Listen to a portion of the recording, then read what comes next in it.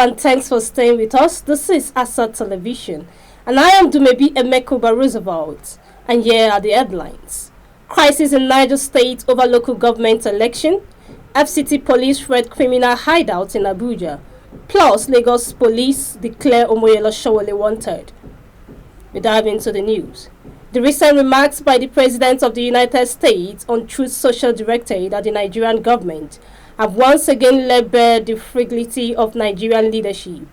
They exposed how vulnerable and reactive the government has become in the face of both internal and external pressures.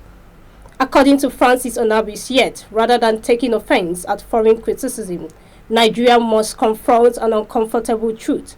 Help, he said, will not come from outside, but redemption lies within, and it begins with accountability. The root of Nigerians' insecurity, he maintains, run deep into the soil of political irresponsibility. The police class bear the greater share of blame for the country's current state. For decades, politicians have weaponized poverty, ethnicity, and religion for personal gain. They have turned the frustration of young people into instruments of violence, and they have introduced corruption into every sector, including the military, once regarded as the pride of the nation. Even the most deceived appointments of reshuffling of service chiefs will change little if the political foundation remains corrupt. Leadership is not strengthened by titles or uniforms, but by integrity, competence, and will to serve. According to Francis, it is important to acknowledge that the killings and kidnappings across Nigeria are not rooted in religion. Both Christians and Muslims are victims. The bloodshed witnessed daily are symptoms of governance failure, not a clash of faiths. Framing it as a religion conflict distracts Nigerians from the real issue.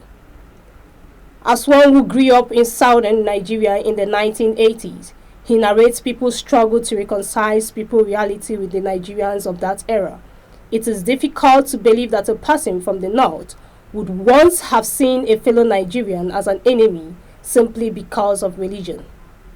There was a time when communal bonds were stronger than sectarian divides. What had changed is not humanity, but the force that manipulated it. One person was killed while several others, including security personnel, sustained injuries during a violent attack by thugs at the polling unit in Kotagora local government area of Niger State on Saturday. Report says the incident occurred at Central Y Bashiri polling unit during the local government council election. It further adds that the electoral officials of Kontagora local government, Ume Abudikadia, was held hostage and threatened by thugs before being rescued by a patrol team that responded to the distress call. The rescue operation, however, turned violent as the thugs engaged in a serious fracas, resulting in the death of one Abudullah Ibala, 60, who was stabbed during the attack, while one Shehu Abubu sustained injuries on his right hand. The security operatives attached to the electoral office were also attacked and injured, and one patrol vehicle was vandalized during the incident. Bayelsa State Police Command has declared Levi Anyanwu, a serving member of the National Youth Service Corps, missing. Anyanwu, 24, with NYSC registration number BYX/25A/0244, was reported missing from his place of primary assignment on the October 8, 2025. The State Police Command has since directed its anti-kidnapping unit to locate the produce of the corps member. It was learned that operatives of the police unit had launched an investigation to unravel the circumstances surrounding his disappearance. In a statement, Police Public Relations Officer PPRO DSP Musa Mohammed said preliminary findings revealed that the missing corps member was last seen in the company of his fellow Jehovah's Witness worshipper Wisdom George before the incident. The Federal Capital Territory FCT Police Command has arrested 59 suspects doing coordinated raids across major black spots and criminal hideouts in Abuja. Sources revealed that the raids were conducted late Saturday by operatives from Apo, Kubwa, Karo, Karmo, Life Camp, Maitama, Wusebao, Mabushi, Nanya, Jikoye, Zuba, and Tugam major divisions. The police say the operation targeted uncompleted buildings and identified criminal handouts within the division's areas of responsibilities. According to the source, all suspects are currently undergoing screening and interrogation, and those found culpable will be charged to court upon completion of investigations.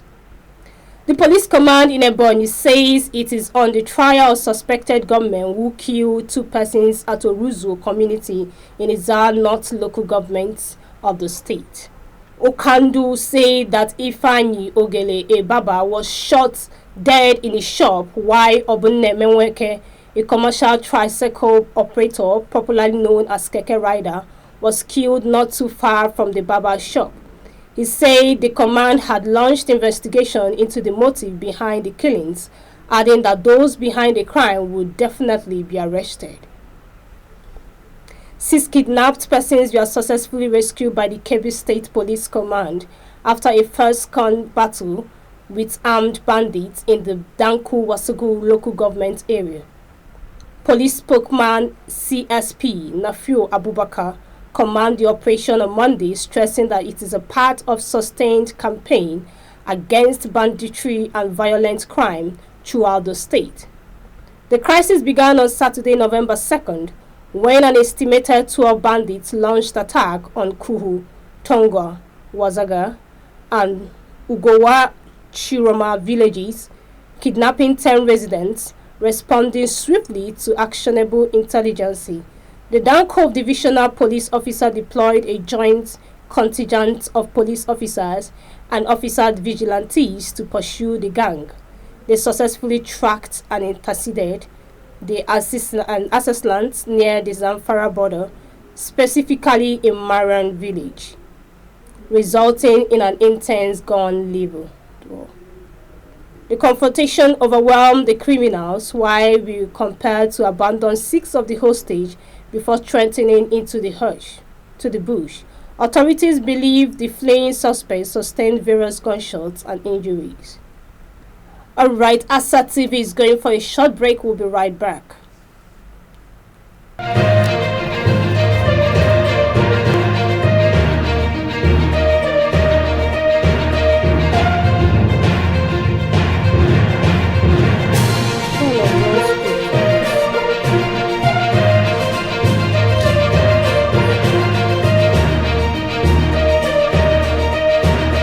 Troops of the Joint Task Force Operation MISA in Shanunu local government area of Kano State have replied a bandit attack and protected vulnerable communities in the area. The operation, led by the personnel of the 3 Brigade Nigerian Army, followed a tip-off on the movement of bandits around Guwan Tudu, Guwan Tasimia, and Goron Duse axis of Shanunu at about 5 p.m. on November 1st. A statement issued by Captain Babatunde Zabiru, Assistant Director, Army Public Relations, 3 Brigade, said the troops supported by other security agencies, engaged the bandits into a false-gun battle, forcing them to retreat.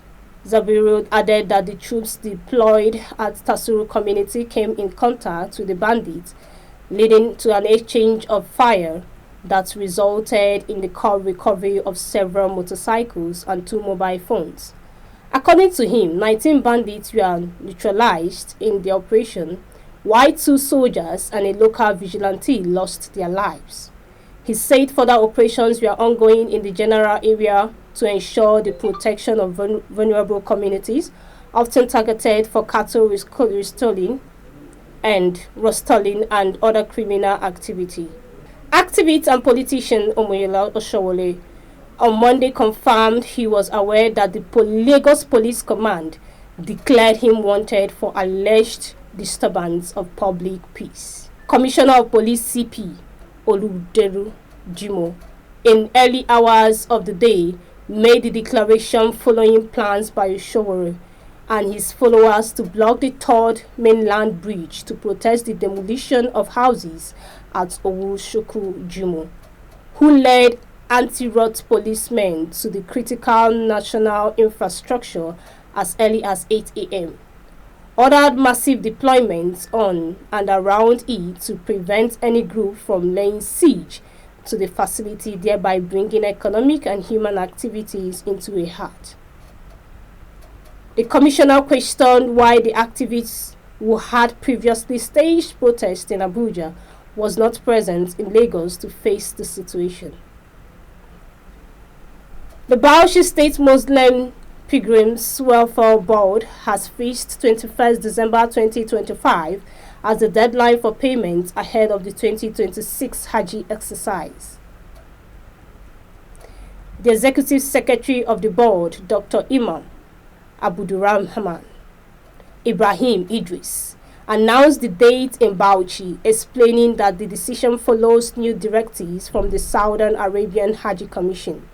He said the move is to ensure that all travel arrangements are completed early before the commencement of the Ramadan fast, in line with Saudi Arabia's new Hajj calendar. Dr. Idris urged the intending pilgrims to make their deposits promptly at designated locations centered across the state to secure their slot for the 2026 Hajj exercise. The board revealed that the total Hajj fare stands at 8,245,000 naira, adding that any intending pilgrims is required to pay a minimum deposit of 4 million naira to begin the process. The Executive Secretary, Imam Abdulrahman Ibrahim Idris, emphasized that the board is working on closely with the National Hajj Commission of Nigeria, NICON, to ensure a smooth and transparent payment process and assure that all deposits made by pilgrims will be properly documented and protected. And I am Dumebia Mekoba Roosevelt, and don't forget to follow us on all our social media handles. Thanks for staying with us.